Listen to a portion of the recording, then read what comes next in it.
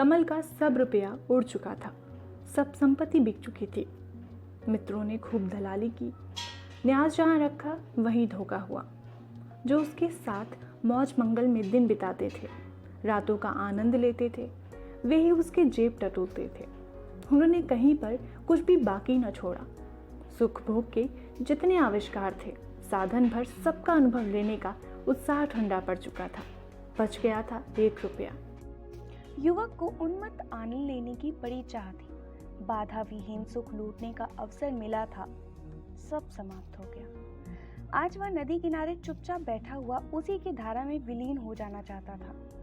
उस पर किसी की चिता जल रही थी, जो धूसर संध्या में आलोक फैलाना चाहती थी। आकाश में बादल थे, उनके बीच में गोल रुपए के समान चंद्रमा निकलना चाहता था।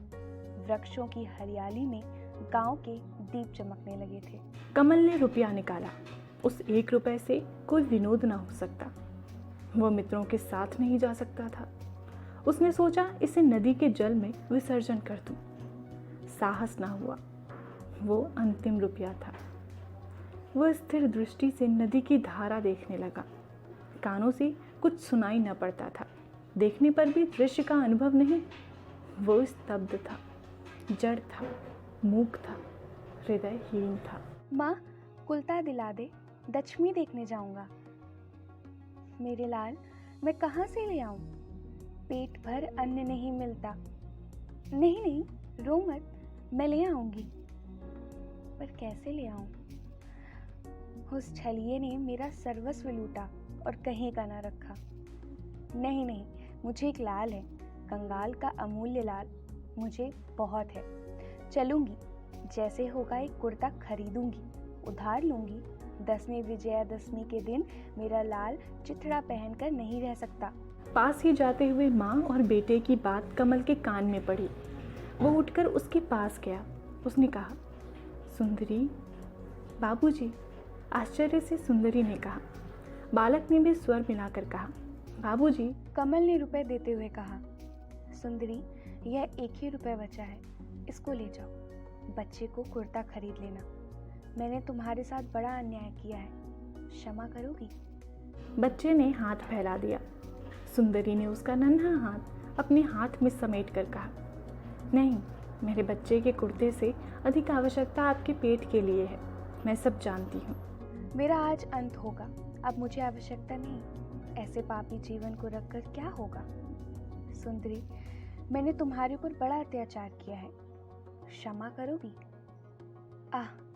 इस अंतिम रुपए को लेकर मुझे क्षमा कर दो, यह एक ही सार्थक हो जाए।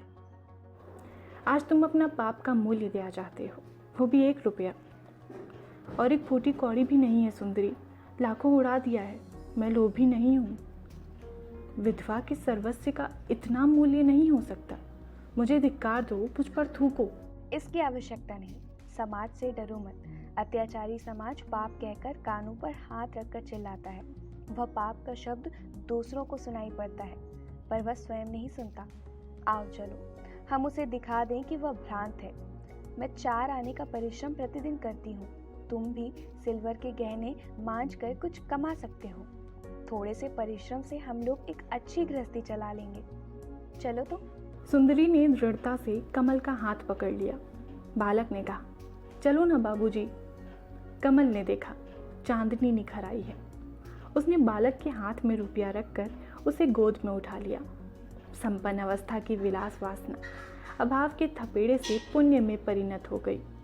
कमल पूर्ण कथा विस्मृत होकर क्षण भर में स्वस्थ हो गया। मन हल्का हो गया। बालक उसकी गोद में था, सुंदरी पास में। वो विजयादशमी का मेला देखने चला। विजया के आशीर्वाद के समान चांदनी मुस्कुरा रही थी।